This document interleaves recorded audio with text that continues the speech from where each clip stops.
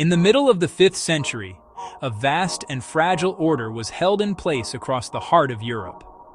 This was not an empire built of stone cities or governed by written laws, but one forged from fear, tribute, and the sheer force of will of a single, formidable leader.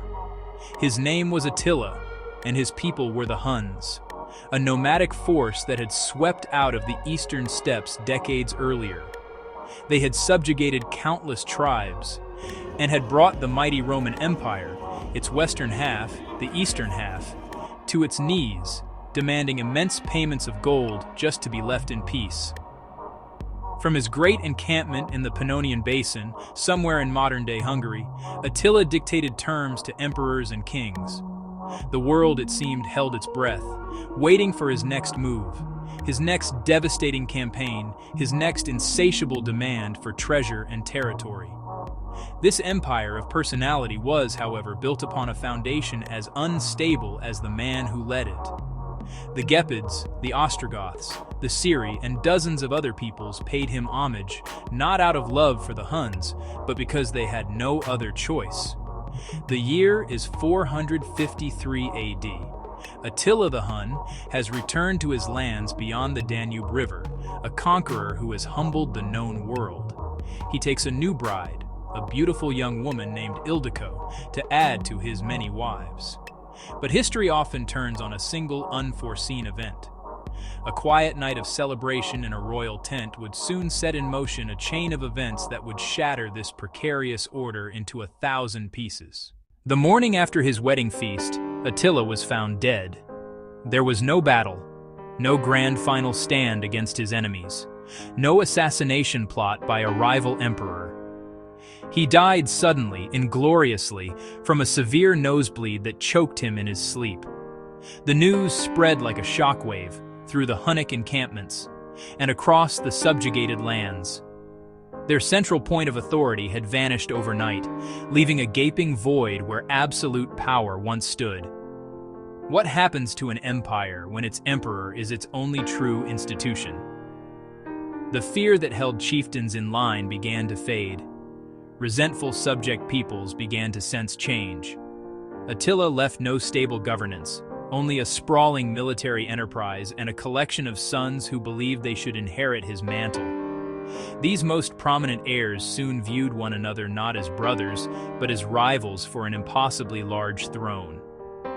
The coming power struggle would not be a mere political argument.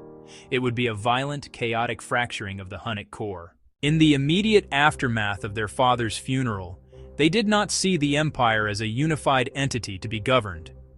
They saw it as a piece of personal property to be divided among themselves, demanding that the subject nations be distributed among them by lot, so each brother might have his own share of peoples to rule and to exploit.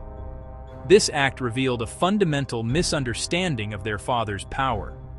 Attila's strength came from commanding the collective might of all subjugated tribes as a single, overwhelming force.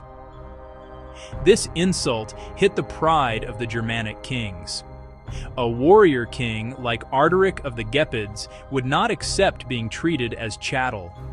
Secretly, Ardaric began to send messages to the leaders of the other subjugated peoples. He appealed to their shared humiliation and desire for freedom. He began to forge a new coalition aimed at liberation. Consumed by their own disputes, they remained blind to the growing storm on their borders. The stage was set for a decisive confrontation. On one side were the Huns, led by Attila's eldest son, Elik.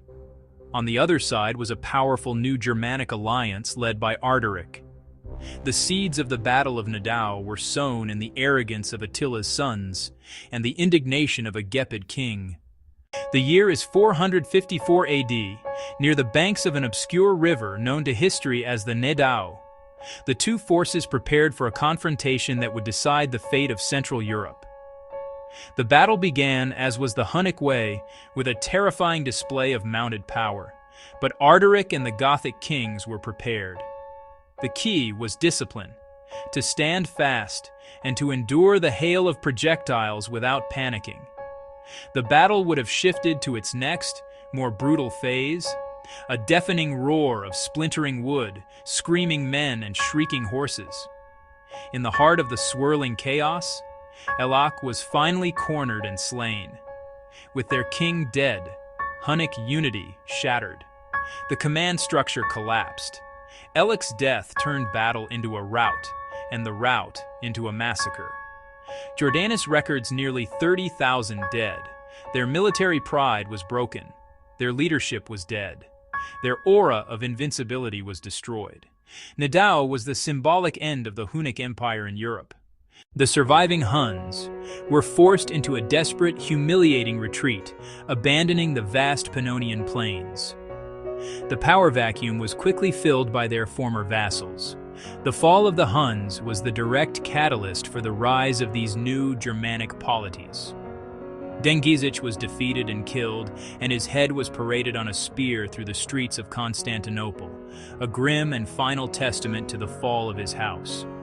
Ernak led his followers further east, where they were eventually absorbed and disappeared into the great melting pot of other nomadic steppe peoples. Ultimately, the Huns disappeared not because they were exterminated, but because their reason for being, conquest and dominance, was taken from them. They scattered, assimilated, and were absorbed, their language and culture fading, until only their fearsome name remained, an echo carried on the wind across the empty plains.